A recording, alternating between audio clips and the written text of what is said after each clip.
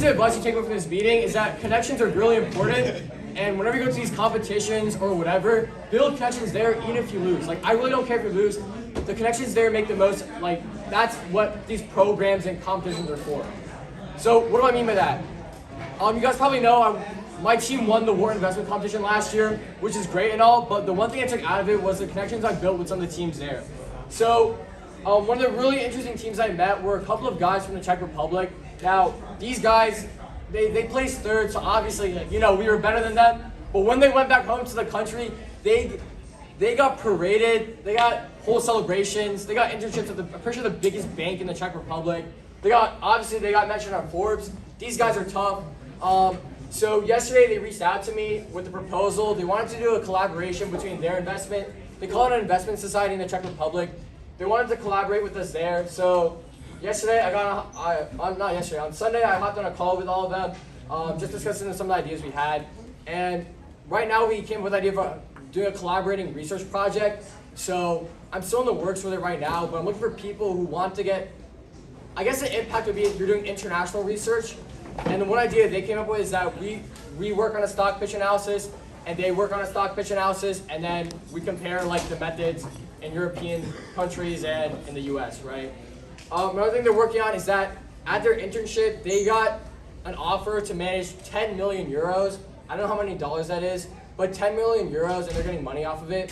So we may partner with them on something external, so not related to TJ Basketball Club, but we're plugging kids here with internships there. So look for that in the future. I don't know if I'm going to do it with them, but I do want to make sure that people here get networks with people all over Europe. So another thing we're working on is maybe like a one-on-one mentorship. So you'll be connected with a student in the Czech Republic, and maybe both of you work on a project together. So like a research paper, maybe like a presentation, at the least like a stock pitch, and who knows, maybe you might get on Forbes with one of them.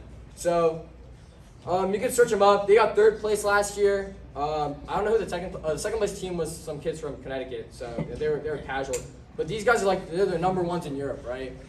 When you guys do go to the big world, know that this whole finance world is not just in the U.S. It is not just Wall Street. There's bigger things to do, whether it's London, Frankfurt, Rome, or any of the other exchanges. These guys, they have connections to some of the royalties and some of the highest earners in the finance world in the Czech Republic.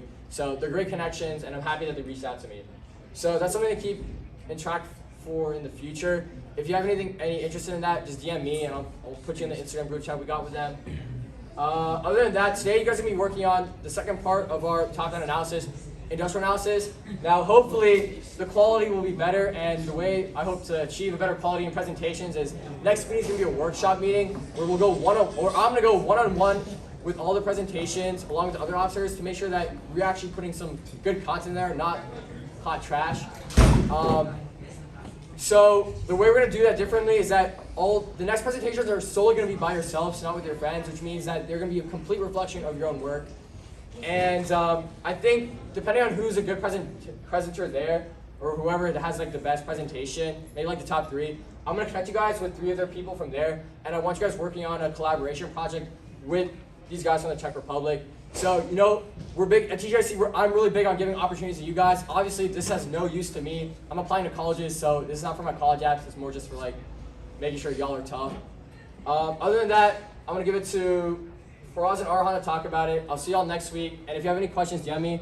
Also, if you're still curious about the other things we got going on, look at the Facebook. There's a lot more information on there, and of course, our meetings are posted on YouTube. All right, so I'll give it up to these 2 guys, and I'll see y'all next week.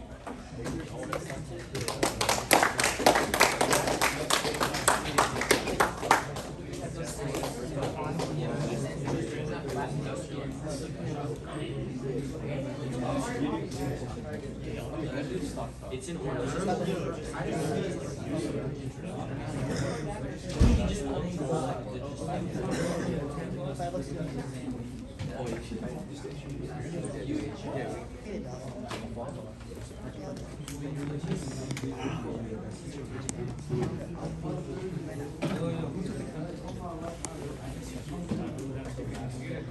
All right, everybody. So we did international analysis last week.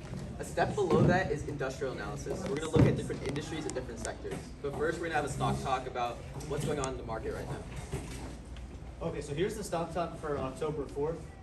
So let's go over the macroeconomy first. So first, one thing I'd like to point out is that there's an uninverting yield curve that's happening right now. And that's basically what happens when the short-term yields are higher than the longer-term yields. And so as of today, I'm pretty sure the 1-month treasuries are at 5.4% and the 10-year treasuries are at 4.8%. And that's significant because that means that most consumers will put their money in the short-term bonds, and the government won't have enough money to pursue long-term projects currently. Also, the Federal Reserve is at the last meeting, which I'm pretty sure happened a couple days ago. They held the federal funds rate at 5.25 to 5.5. That's a target rate, so it's not an exact rate because it varies across the states. And they're going to push for further rate hikes within the coming months. So let's go over to the stock market. Okay, so before we go over that, this is one graph about, this is the 10-year treasury bond. And over the past few months, it's been declining, which has, so when there's a decline in the treasury, the 10-year treasury rate, it means that if the yields, they fall, then the prices rise. So in these months, the bond market has gone up really high, but as you can see, as of a few months ago, there's been a trend line that's been broken, and now it's breaking through. So that means the bond market is going down quite a lot right now. So for the stock market, one thing is that September's over. If you guys have seen the market crashed about 5% in September, and that goes with the September effect. So the market usually goes down about 0.5% in every September on average, and that means we're probably due for a good October. We're expecting about 5 to 6% increase in the stock market in October. Also, if you guys have been reading the news recently, there's been a lot of bank failures, including the Signature Bank, First Republic, and Silicon Valley.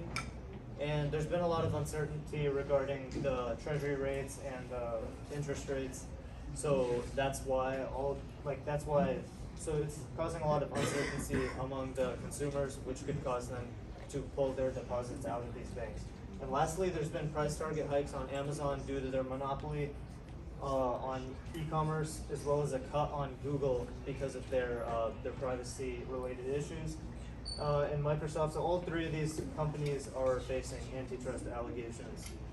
That'll be it. Yeah, so I'm just going to talk about what industrial analysis actually is. So what industrial analysis is you're looking at various factors of a certain industry. So like an industry could be like the automotive industry, different types of, it could also be like the biopharmaceutical industry. And what you're looking at is you're not only looking at their financials, like how much revenue this industry is taking in, but you also want to look at different factors such as how much the industry in general is growing, what are the major companies that are part of this industry. And I just noted a couple of key financials that you want to talk about, like market cap, do more research on that, compound annual growth, which is the CAGR, and also revenue drivers. So revenue drivers would pretty much be like the catalyst that will happen in this industry. And you want to account for these, but there's also a lot more factors that you need to research more on to look at. Also, macroeconomic factors like we talked about last time, those can also impact how the industry is doing in general. And one big thing to look at is the industry life cycle. Because if you look at online industries or e-commerce, it's more new. So they're predicted to grow further at some of them have CAGR rates of about 30% because they're online and new. So what will happen is there's more risk because it's like a newer industry, but it's growing much more rapidly than already saturated industries, such as you can look at biopharmaceutical, any type of industry that's been there for a long time. You will mitigate your risk, but you get less returns because their CAGR would be lower. Another thing you want to do is look at how the industry is tending to social and environmental trends. So sometimes consumers will be looking for an environmentally friendly product. So one thing that I was looking at a beauty industry. And in the beauty industry, what happened is they're looking for more environmentally friendly products. So what happens is companies have started to tailor their products to be environmentally friendly, and this allows the consumer to pick a product that they know is impacting the environment. And finally, one more thing that you want to look at is how many companies and how big are the companies inside of that industry. So now we're just going to be talking about why you would want to use industrial analysis. Yeah, so why is industrial analysis necessary? It is a key component in analyzing broader markets, things like global markets or national or sector markets. Strong factors of industrial analysis can help determine whether to invest in certain markets. I'm going to go more on that on the fourth bullet point, but also long-term trends can be traced and utilized from industry-leading data, and many analysts, fund managers, and financial experts conduct industrial analysis to understand a company's relative position to other competitors in the industry. Yeah. Okay, so now we're going to be going over an example slide you guys could do. So this is going to go a little over 2 minutes, but I just wanted to give you guys more ideas on what you could include. So I'll start with an overview. The pharmaceutical industry is the discovery, marketing, manufacturing, and sales of medicines.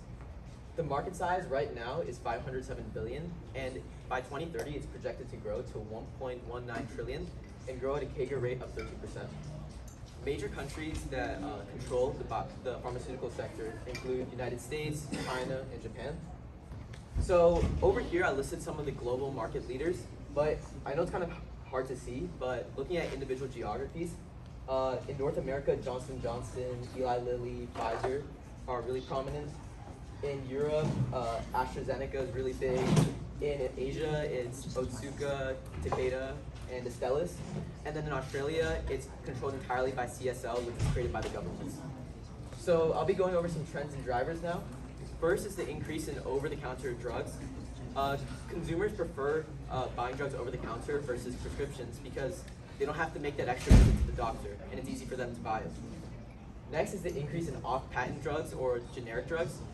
So how this started was in 2015, many pharmaceutical companies' patents had expired, and it allowed the pharmaceuticals market to reach 70 billion, which is like the highest point it ever reached. And with that, healthcare reforms promoted the use of generic drugs, and this lowered the barrier to entry to get into the pharmaceutical industry. Next is increasing drug prices. So as drug prices continue to rise, so will profits and revenues for these companies. Next is the aging population. Due to the baby boom in World War II, a sizable amount of our population is elderly, and they're going to need medicines. And then finally is the increased prevalence of chronic ailments and rare diseases. As more rare diseases and things that aren't treated as of yet pop up, it'll allow the pharmaceutical industry to be continually innovating. Now some concerns. First is that high barrier to entry because of the large amount of R&D spending it takes for companies to get off the ground. The majority of costs for pharmaceutical companies is not actually like the manufacturing or the marketing of the company. It's actually just the research and development to create the drug. So to get started in the industry, it takes a lot of money, and investors have to be really willing to fund a company. Next is potential government regulation on pricing. So some drugs have costs upwards of like 500,000 per year, and the government is threatening to regulate these drug prices and bring them down, which would cause the company to make less in profits.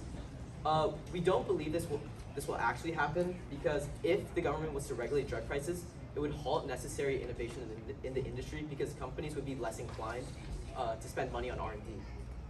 And then finally is market saturation. A lot of companies are competing in the same to target the same disease, and because of that, some companies can beat out the other, and this causes like billions and billions of dollars that are spent on R&D to be wasted. So overall, I view the pharmaceuticals industry as a fraud. Okay, so I just wanted to talk about that real quick. So some things I did, talk beyond what is written on the slide. So I used the slide to organize my thoughts, but I didn't just directly read off the slide like word for word.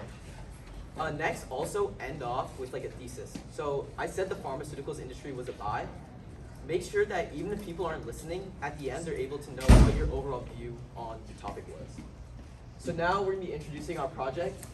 So you're going to be explaining the industry or sector analysis, not the pharmaceutical industry, something else. It can be as broad as consumer technology and as specific as like generative AI. So you have a lot of freedom with this one. It's not just countries.